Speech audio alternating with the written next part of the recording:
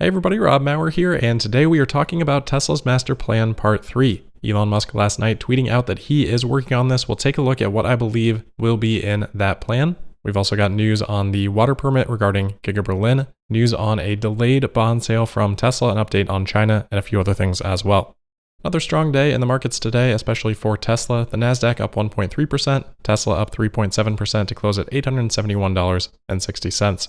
All right, let's hop right into it. Elon last night tweeting, working on Master Plan Part 3. It has been more than 15 years since the original Master Plan. I'm sure most of us are familiar with it.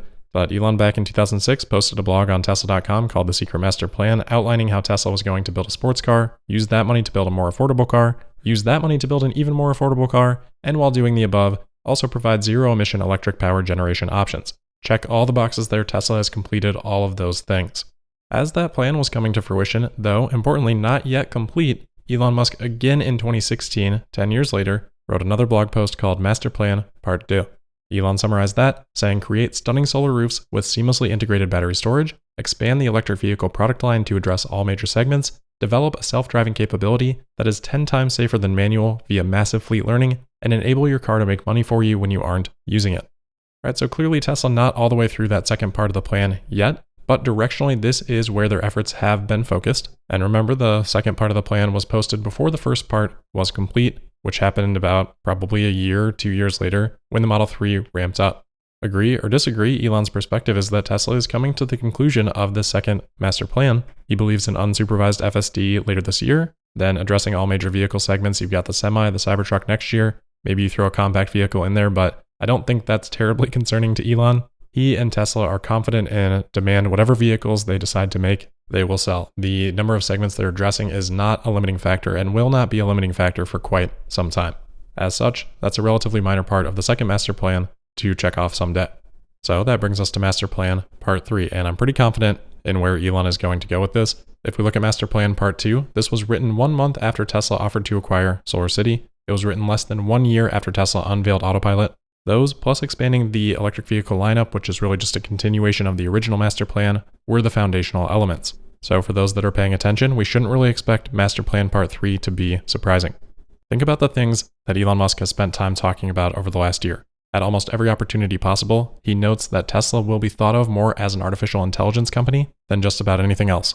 He's always talking about solving real-world AI. Tesla just held AI Day within the last year. And of course, most recently, we had the somewhat infamous product roadmap update on the Q4 earnings call. This is what Elon said. He said, quote, "So in terms of priority of products, I think actually the most important product development we're doing this year is actually the Optimus humanoid robot. This, I think, has the potential to be more significant than the vehicle business over time.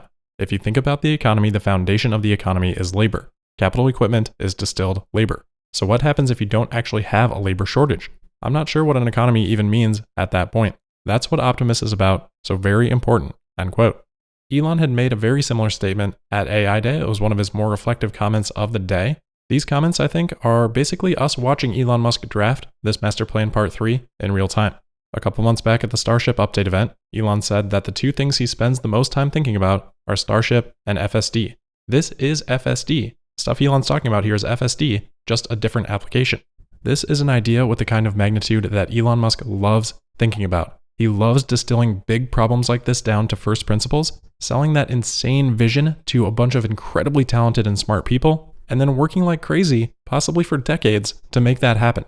So some people have thought maybe this will be Tesla energy related, maybe Tesla insurance related, maybe the ecosystem of Tesla, all these things kind of connecting to each other, and then the Tesla bot as well, maybe a mix of all of these things. I'm here to say that I don't think it's going to be any of those things. I think it's going to be almost 100% artificial intelligence. There might be some continuation of these previous master plans like we had talked about, but make no mistake, this is going to be about artificial intelligence. I mean, look at the things Elon talked about in that product roadmap update, and more importantly, maybe, look at the things he didn't. He didn't talk about energy, he didn't talk about solar, he didn't talk about Tesla insurance, he didn't talk about HVAC, he barely even talked about the other cars. Elon is thinking about real-world AI, he's thinking about the Tesla bot. You also have to consider, okay, what is Elon going to write this master plan for? Who is this a message to? Tesla anymore doesn't really need capital. That wasn't the case for the previous two master plans. So while all of these master plan updates serve to set the focus for the organization for many years at a time, there's also been a bit of a subtext to investors. This time, the subtext is going to be primarily focused on recruiting. This is going to be focused on selling potential talent in artificial intelligence on working for Tesla and changing the world. It's about convincing them that there's a higher purpose here beyond just a job. Those other things like solar, energy storage, HVAC, Tesla insurance, those are cool things, but for the world's top talent, those type of things may just not be quite as interesting anymore. They're definitely critical items, but they're much closer to being solved than something like artificial intelligence is. AI Day was about getting the attention of those people. Master Plan Part 3, that is going to shift the entire direction of the company down this path, and it has been shifting for a while, but it's going to make that very clear. Now, that doesn't mean that Tesla's going to stop working on cars, on batteries, on solar, on an HVAC product. They're still going to execute on those first two master plans. They're still going to target 20 million vehicles per year in 2030, but that's all mapped out. I guarantee Tesla's got extremely detailed plans on how to get there. It's about executing on it, and this is going to be the roadmap beyond that. So if I had to take a shot at what Elon is going to write down when he summarizes this master plan, I would say develop the best AI training supercomputer in the world, solve real-world AI with billions and billions of training cycles, build hundreds of millions of Tesla bots to eliminate the need for dangerous, boring, and repetitive jobs, and remove labor as the fundamental limiting factor of the worldwide economy. There's Tesla's master plan, part 3, I think. Now, a couple other points I want to mention on this. If there is this master plan part 3, that's probably good news in terms of Elon sticking around with Tesla. I think that's been much less of a concern since AI Day, but I think this makes that even clearer. I also think that, as I said after AI Day, I wouldn't be surprised if Tesla updates their mission statement. I'd actually be a little bit surprised if they don't. Not sure exactly what would be articulated around that. Maybe they'll try to fit AI development into sustainability. There is a connection there, but this definitely goes beyond that scope as well. So that'll be interesting to see. And then the last thing that I would add is that you are going to see Tesla do things that aren't directly dictated in this master plan. I mean, look at master plan part 2. They didn't talk about 4680 batteries. They didn't talk about Tesla insurance. If there's an item that isn't explicitly mentioned here, it doesn't mean that Tesla's not going to do it. This is just to set the high level direction of the company going forward.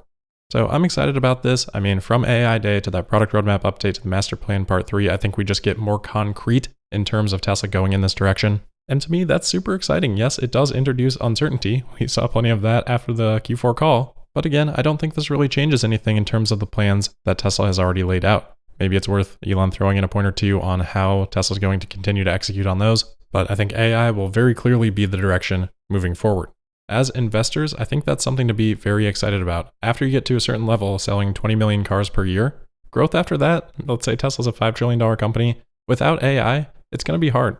With AI as a foundational element of the business, well, who knows? Things can get really, really crazy with margins and valuations and multiples on businesses like that. That can mean Tesla can grow quicker and stay as a growth company for a lot longer period of time. Oh, and by the way, that brings us right back around to recruiting. If people believe in a vision like that, it gets a heck of a lot easier to recruit at the valuation that Tesla is at. Now, the market's probably not going to get it right away. When do they ever? But I'm excited. Bring on Master Plan Part 3.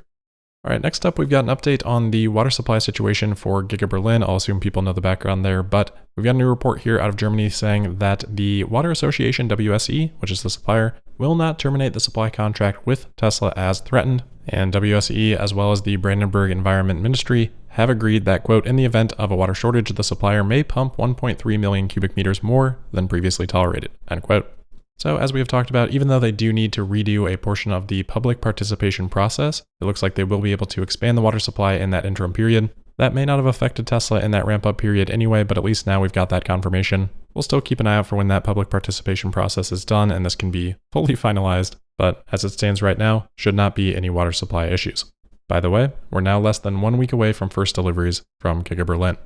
Next, we've got a quick update on a possible bond sale. Bloomberg News, covered here by Reuters, reporting that Tesla has delayed a more than $1 billion offering on lease-backed bonds that apparently banks had kind of already started to coordinate and find buyers for. And the speculation from Bloomberg on the delay is just due to the macro environment right now with Russia and Ukraine. Sounds like Tesla not the only one in this situation, with a firm earlier this week delaying a bond offering as well.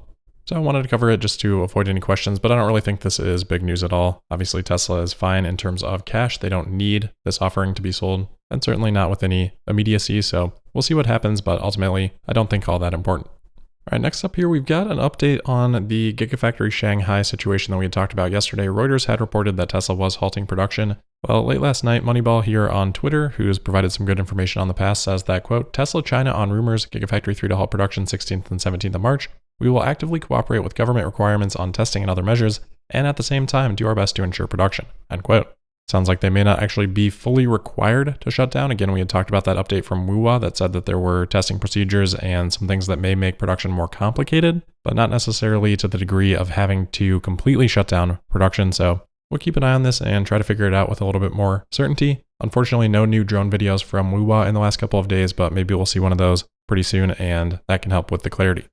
Next, we've got an update on nickel futures contracts. We had talked before about how the London Metals Exchange had halted trading on nickel after prices had skyrocketed, doubling kind of day over day twice, reaching prices of $100,000 per metric ton. Well, the London Metals Exchange finally reopened yesterday. They did install a trading limit of 5% one way or the other, and they hope to slowly expand that out as some stability returns. So they had some technical errors, I guess, on Wednesday. Halted trading again. That has now continued today. They broadened it out to a plus or minus 8% move, and nickel per metric ton hit a price of $41,945. So it is still elevated, but not to the crazy levels that we had seen last week. And again, remember, these are just futures contracts. About 75% of actual trading of metals happens with long-term supply contracts off of the exchanges, though the spot prices can have an influence on those longer-term supply contracts too, depending on how they are written.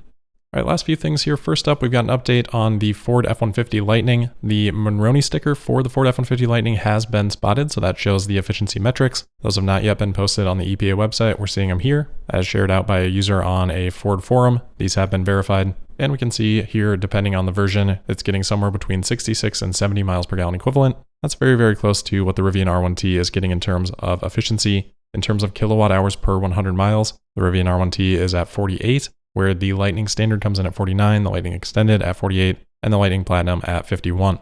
So similar to the Rivian R1T, but a little bit worse on highway efficiency testing, and in real world, that probably actually becomes an even bigger difference, but not all that surprising given the size of the two vehicles.